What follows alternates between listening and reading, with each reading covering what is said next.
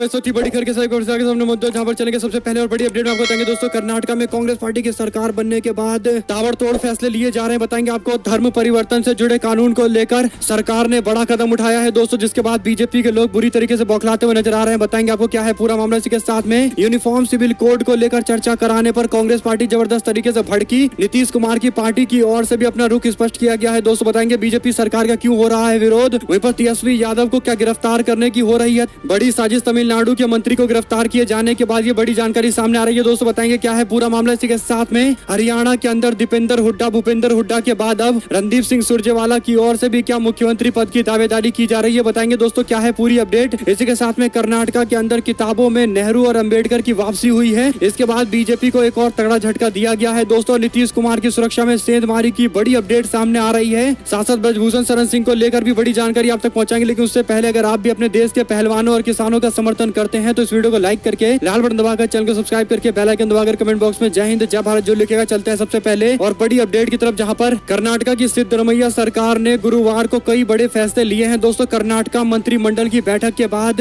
Bharatiya Janata party शासन में लाए गए फैसलों को पलटा गया है। आपको बता दें कि धर्मांतरण रोकथाम कानून यानी एंटी कन्वर्जन एक्ट को निरस्त कर दिया गया है। साथ ही साथ केबी हेडगवार यानी आरएसएस के संस्थापक से जुड़ा चैप्टर भी कर्नाटका के पाठ्यक्रम से बाहर का रास्ता दिखाया गया है। कर्नाटका के शिक्षा मंत्री मधु बनगरप्पा की ओर से बड़ी जानकारी दी गई है दोस्तों। दरअसल कर्नाटका में धर्मांतरण कानून पर रोक लगाने को लेकर मंत्री एच.के. पाटिल ने कहा कि कर्नाटका मंत्रिमंडल ने पूर्ववर्ती बीजेपी सरकार की ओर से लाए गए धर्मांतरण रोधी कानून को निरस्त करने का फैसला लिया है। हम जो विधेयक लेकर आ रहे हैं वह संविधान के अनुसार होगा। राज्य कैबिनेट ने स्कूल और कॉलेज के अंदर भी कई सारे बदलाव किए हैं। संविधान के प्रस्तावना को पढ़ाने का फैसला लिया गया है दोस्तों, यानी अनिवार्य तौर पर संविधान के प्रियम्बल को पढ़ाया जाएगा। यानी दोस्तों अनिवार्यता कर दी गई है कि कर्नाटका के बच्चे जाने कि भारत के संविधान के प्रस्तावना में किन किन सिद्धांतों को अपनाया गया है और किन किन बातों को हमारे देश के स्वतंत्रता सेनानियों की ओर से तरजीह दी गई है। आप लोग इस फैसले के बारे में क्या कुछ राय देना चाहते हैं लिखकर जरूर बताएगा। साथ साथ दोस्तों कर्नाटका मंत्रिमंडल ने पुराने कानून को वापस लेने के लिए राज्य में एपीएमसी अधिनियम में संशोधन करने का भी फैसला लिया है। आज कैबिनेट की बैठक में ये कई सारे निर्णय लिए गए हैं। आपको बता दें कि बीजेपी ने इस पर तीखी आलोचना की है। भारतीय जनता पार्टी की ओर से कहा गया कि कांग्रेस मुसलमानों के वोट चाहती है। सिद्धरमैया की सरकार हिंदुओं के खिलाफ है। वे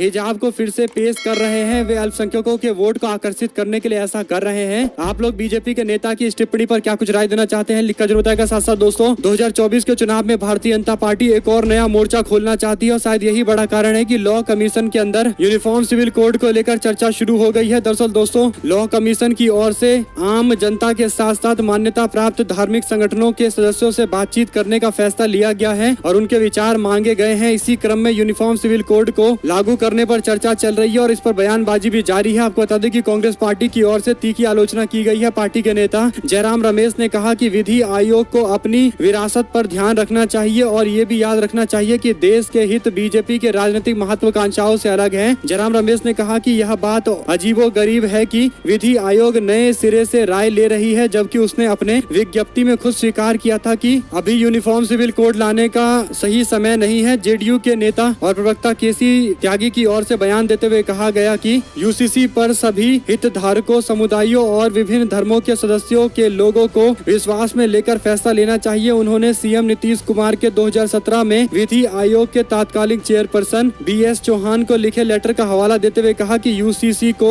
लोगों के कल्याण के लिए सुधार के उपाय के तौर पर इस्तेमाल किया जाना चाहिए, न कि इसका राजनीतिक इस्तेमाल होना चाहिए। टीएमसी के प्रमुख ममता बनर्जी की ओर से भी तीखी आलोचना की गई है। दोस्तों साथ साथ छत्तीसगढ़ में गृहिणियों को मिलेगा 500 रुपए का एलपीजी सिलेंडर। कांग्रेस पार्टी के सांसद रंजीत रंजन की ओर से बड़ा ऐलान किया गया है। छत्तीसगढ़ में कांग्रेस पार्टी की राज्यसभा की सांसद रंजीत रंजन ने छत्तीसगढ़ के दौरे के दौरान बड़ा दावा किया। उन्होंने कहा कि राजस्थान की तर्ज पर छत्तीसगढ़ में भी गृहिणियों को 500 रुपए का सिलेंडर उपलब्ध कराया जाएगा। बता दें कि राज्यसभा के सांसद की ओर से यह दावा भिलाई के अंदर एक कार्यक्रम में किया गया है। देखते हैं दोस्तों ये वादा कब धरातल पर लागू किया जाता है। राज्यसभा के सांसद रंजीत रंजन ने मोदी सरकार पर निशाना साधते हुए आरोप लगाया है कि मनरेगा का पैसा केंद्र की सरकार जनता को नहीं दे रही है, राज्य सरकार को नहीं दे रही है, जो जनता के बीच इस पैसे को पहुंचाएगी। साथ साथ 2024 के लोकसभा चुनाव से पहले दोस्तों कई राज्यों के अंदर लगातार गिरफ्तारी की जा रही है। बिहार के डिप्टी सीएम तेजस्वी यादव को अपनी गिरफ्तारी का डर सता रहा है। तमिलनाडु के विद्युत मंत्री और डीएमके के नेता सेंथिल बालाजी की गिरफ्तारी के बाद उनका भय और ज्यादा बढ़ गया है। आपको बता दें कि सेंथिल को ईडी की टीम ने बुधवार को गिरफ्तार किया था। ईडी और सीबीआई से नहीं डरने और ताल ठोकने पर उनको गिरफ्तार किया गया है। तेजस्वी यादव ने यह बयान देते हुए स्पष्ट किया है कि भारतीय जनता पार्टी की सरकार सप्लीमेंट्री चार्जशीट दाखिल करते हुए मेरा नाम भी जोड़ सकती है और मुझे भी गिरफ्तार करने की कोशिश कर सकती है। दरअसल दोस्तों तेजस्वी यादव ने ये जो बातें कही है पूरी तरीके से वाजिब है, क्योंकि 23 तारीख को विपक्षी गठबंधन का एक बड़ा मोर्चा देखने को मिलेगा और उससे पहले विपक्ष को कमजोर करने के लिए इस तरीके के प्रयास किए जा सकते हैं। आप लोग की जो भी राय हो लिखकर जरूर बताएगा। साथ साथ कर्नाटक में कांग्रेस पार्टी के चुनाव जीतने के बाद पहली बार हरियाणा पहुंचे राष्ट्रीय महासचिव रणदीप सिंह सुरजेवाला का जोरदार स्वागत हुआ है। सुरजेवाला के रोड शो के दौरान बड़ी संख्या में लोग देखे गए हैं। दोस्तों पार्टी के कार्यकर्ताओं ने उनके समर्थन में नारेबाजी की है और गाने बजाए हैं, जिसमें सीएम रणदीप हो इब की बार इस तरीके का नारा लगाया गया है। दोस्तों इस दौरान कार्यकर्ताओं को संबोधित करते हुए रणदीप सुरजेवाला ने बीजेपी और जननायक जनता पार्टी के बीच में चल रही खींचतान को लेकर भी निशाना साधा है। उन्होंने दुष्यंत चौटाला को लेकर कहा कि दुष्यंत चौटाला जबरदस्ती सरकार से चिपके हुए हैं। सुबह अपनी बेइज्जती करवाने के बाद शाम को उनकी गोद में आकर बैठ जाते हैं। आपको बता दें कि पहले कांग्रेस पार्टी के राष्ट्रीय महासचिव रणदीप सुरजेवाला का टिकरी बॉर्डर के रास्ते रोहतक, जिंद और नरवाना में रोड शो हुआ और उसके बाद बुधवार को खाप पंचायतों और किसान संगठनों के बंद के बाद ये रोड शो कैंसिल किया गया था। दोस्तों ऐसे में सुरजेवाला हरियाणा की राजनीति में अपना पक्ष मजबूत करने की कोशिश कर रहे हैं और कांग्रेस पार्टी को जो उन्होंने महासचिव के तौर पर और एक प्रभारी के तौर पर कर्नाटक में जिताया है, इससे पार्टी के अंदर उनका कद और ज्यादा बढ़ गया है। साथ साथ दोस्तों कर्नाटक की किताबों से अम्बेडकर नेहरू की वापसी हो गई है। कांग्रेस की सरकार ने कैबिनेट में फैसला लिया है और हेडगेवार और सावरकर से जुड़े अध्याय को हटाया गया है। इस पर लोगों ने प्रतिक्रिया देते हुए कहा कि कचरा ऐसे साफ करो कि 4 राज्य और प्रभावित हो। साथ साथ दोस्तों नीतीश कुमार की सुरक्षा में सेंधमारी का एक बड़ा मामला सामने आया है। आपको बता दें कि बिहार के मुख्यमंत्री नीतीश कुमार जब पटना के अंदर सुबह सैर पर निकले तो उनके सुरक्षा घेरे को तोड़ते हुए एक बाइक उनके करीब आ गई। बाइक सवार उनसे टकराता इससे पहले ही नीतीश कुमार फुटपाथ पर चढ़ गए। जानकारी के मुताबिक मुख्यमंत्री नीतीश कुमार रोज की तरह आज भी आवास के बाहर शहर पर निकले हुए थे। वो जैसे ही सर्कुलर रोड स्थित सर्कुलर हाउसिंग की ओर पैदल निकले, उनके करीब एक मोटरसाइकिल वाला पहुंच गया। दोस्तों वहां पर मौजूद लोगों ने दावा किया कि एक अज्ञात मोटरसाइकिल सीएम की सुरक्षा बैरियर को तोड़ते हुए सर्कुलर रोड तक पहुंच गया और नीतीश कुमार जहां पर आमतौर पर शेयर करते हैं वहां पर ये बड़ी जानकारी आई है। दोस्तों बाइक सवार को पुलिस वालों ने तत्काल प्रभाव से गिरफ्तार किया है। पुलिस पकड़ में आए बाइक सवार से पूछताछ की गई है। इस मामले में आगे की जांच जारी है। इलाके में सीसीटीवी फुटेज की भी जांच की जा रही है। हालांकि अभी तक बाइक सवार के बारे में किसी प्रकार की कोई जानकारी नहीं मिली है। मौके पर मौजूद लोगों के मुताबिक बाइक चलाने वाला व्यक्ति लहरिया स्टंट मारने की कोशिश कर रहा था, तभी इसकी बाइक मुख्यमंत्री के सुरक्षा घेरे में पहुंच गई। दरअसल दोस्तों वो बाइक को संभाल नहीं पाया और सीएम नीतीश कुमार से जा टकराया। वह स्टंट कर रहा था, इस तरीके से दावे किए जा रहे हैं। आप लोग की जो भी राय हो लिखकर जरूर बताएगा। दोस्तों साथ साथ मणिपुर की हिंसा को लेकर मूक दर्शक बने हैं प्रधानमंत्री मोदी। खड़गे ने बीजेपी सरकार पर निशाना साधा है। कांग्रेस पार्टी ने मणिपुर हिंसा को लेकर भारतीय जनता पार्टी की सरकार के खिलाफ कई तरीके के आरोप लगाए हैं। कांग्रेस पार्टी का कहना है कि हत्याओं को रोकने के लिए स्थानीय स्तर पर पूरी तरीके से बीजेपी की सरकार विफल रही है। इसे रोकने के लिए कोई ठोस कदम नहीं उठाया गया। कांग्रेस पार्टी के अध्यक्ष मल्लिकार्जुन खड़गे ने बुधवार को मणिपुर में हो रही हत्याओं के बारे में भारतीय जनता पार्टी को तगड़ा झटका दिया है और बीजेपी से कठोर सवाल पूछे गए हैं। दोस्तों मल्लिकार्जुन खड़गे ने बुधवार को मणिपुर में हो रही हत्या पर बीजेपी सरकार को लेकर ट्वीट करते हुए कहा कि मणिपुर में मानवता की आवाज डूब रही है। मोदी सरकार पूर्वोत्तर राज्य को लेकर बेशर्मी से ढोल पीटती नजर आ रही है। साथ साथ दोस्तों गलवान संघर्ष को लेकर कांग्रेस पार्टी के नेता मल्लिकार्जुन खड़गे का ट्वीट, बोले मोदी जी के क्लीन चिट के कारण ही चीन हमारे जमीनों पर कब्जा करने में सफल रहा है। राहुल गांधी की ओर से भी गलवान घाटी में शहीद हुए जवानों को याद करते हुए बीजेपी सरकार से सवाल पूछे गए हैं। साथ साथ दोस्तों जेडीएस और बीजेपी के बीच में करीबियां लगातार बढ़ती जा रही है। नजदीकी इतनी ज्यादा बढ़ गई है कि तेजस्वी सूर्या जैसे नेता पूर्व प्रधानमंत्री से मुलाकात करने के लिए पहुंच गए हैं। दरअसल दोस्तों बेंगलुरु के अंदर पूर्व प्रधानमंत्री और जनता दल सेकुलर के नेता एचडी देवेगौड़ा ने बुधवार को 10 बच्चों को 10,000 रुपए स्कॉलरशिप दी। यहाँ उन्होंने साउथ बेंगलुरु के सांसद तेजस्वी सूर्या की नमो विद्या निधि प्रोग्राम के तहत दिया है। सूर्या पूर्व प्रधानमंत्री एचडी देवेगौड़ा से मुलाकात करने के लिए पहुंचे हैं। दोस्तों आप लोग इस तरीके की मुलाकात को कैसे देखते हैं कमेंट बॉक्स में लिखकर जरूर बताएगा। साथ साथ बीजेपी के सांसद ब्रजभूषण शरण सिंह के खिलाफ दिल्ली पुलिस ने गुरुवार को चार्जशीट दाखिल की है। दोस्तों इसको लेकर भारतीय किसान यूनियन के नेता राकेश टिकैत की ओर से प्रतिक्रिया दी गई है। समाचार एजेंसी पीटीआई के मुताबिक उन्होंने कहा है कि यौन शोषण के आरोपों में घिरे ब्रजभूषण को बचाने के लिए ये सरकार की योजना है। उन्होंने ये भी साफ कर दिया है कि किसान यूनियन पहलवानों का समर्थन जारी रखेगी। दरअसल दोस्तों बीकेयू के नेता राकेश टिकैत ने अपनी प्रतिक्रिया व्यक्त करते हुए केंद्र सरकार पर निशाना साधा। उन्होंने कहा कि यौन शोषण के आरोप में घिरे ब्रजभूषण को बचाने के लिए ये सरकार सरकार की योजना है। उन्होंने ये भी साफ कर दिया है कि किसान यूनियन पहलवानों का समर्थन लगातार करती रहेगी। किसान नेता राकेश टिकैत ने आगे कहा कि जब बीजेपी ने दूसरे दलों के नेताओं और बिजनेसमैन को अपने पाले में कर लिया तो ये पहलवान तो सिर्फ एक बच्चे हैं, इसके भी परिवार हैं, इनके भी परिवार हैं, वे टूट जाएंगे। इस बीच राकेश टिकैत ने यह भी कहा कि उत्तराखंड में शुक्रवार को एक बड़ा आदेश किया जाएगा। ये कार्यक्रम 18 जून तक होगा। ये किसानों से भी जुड़ा हुआ रहेगा। पुलिस ने बालिग पहलवान की ओर से ब्रजभूषण सिंह के खिलाफ लगाए गए आरोपों में आईपीसी की धारा 354, 354A, 354D और 506 पार्ट 1 के तहत चार्जशीट दाखिल की है और कुश्ती फेडरेशन के पूर्व असिस्टेंट सेक्रेटरी विनोद तोमर के खिलाफ भी धारा 109, 354, 354A, 506 के तहत मामला दर्ज किया गया है। केंद्र सरकार ने ओलंपिक पदक विजेता पहलवान बजरंग पूनिया और साक्षी मलिक और सभी ओलंपियन विनेश फोगाट को आश्वासन दिया कि 15 जून तक चार्जशीट दाखिल कर दी जाएगी और उसके बाद अब ये चार्जशीट दाखिल की गई है। हालांकि कोई औपचारिक ऐलान नहीं हुआ है, मीडिया के सूत्रों ने ये जानकारी दी है। साथ साथ दोस्तों, भाजपा का नारा है बेटी बचाओ। ब्रजभूषण से WFI के प्रमुख को मिली क्लीन चिट को लेकर कांग्रेस पार्टी ने बड़ा बयान दिया है। कांग्रेस पार्टी ने भारतीय कुश्ती महासंघ के निवर्तमान प्रमुख ब्रजभूषण के खिलाफ एक नाबालिग पहलवान के द्वारा दर्ज कराए गए यौन उत्पीड़न के मामले को रद्द करने की दिल्ली पुलिस की याचिका अनुरोध के बाद ये टिप्पणी की है। दोस्तों, पार्टी की प्रवक्ता सुप्रिया शिनेट ने संवाददाता से कहा कि पॉक्सो के तहत मामले की शिकायत पर आरोपी को तत्काल गिरफ्तार किया जाता है, लेकिन ब्रजभूषण शरण सिंह के साथ ऐसा नहीं किया गया। इंटरव्यू देकर मेडल को 15 रुपए का बताता है, रैलियों में शक्ति प्रदर्शन करता है, उससे दिल्ली पुलिस 45 दिन तक पूछताछ नहीं कर सकी। सुप्रीम कोर्ट के हस्तक्षेप के बाद प्राथमिकी दर्ज किया गया। उन्होंने कहा कि खेल मंत्री को कैसे पता चला कि 15 तारीख तक आरोप पत्र दायर कर दिया जाएगा। आरोप पत्र पर दिल्ली पुलिस ने क्या बीजेपी कार्यालय से इसकी जानकारी ली थी? कुल मिलाकर दोस्तों,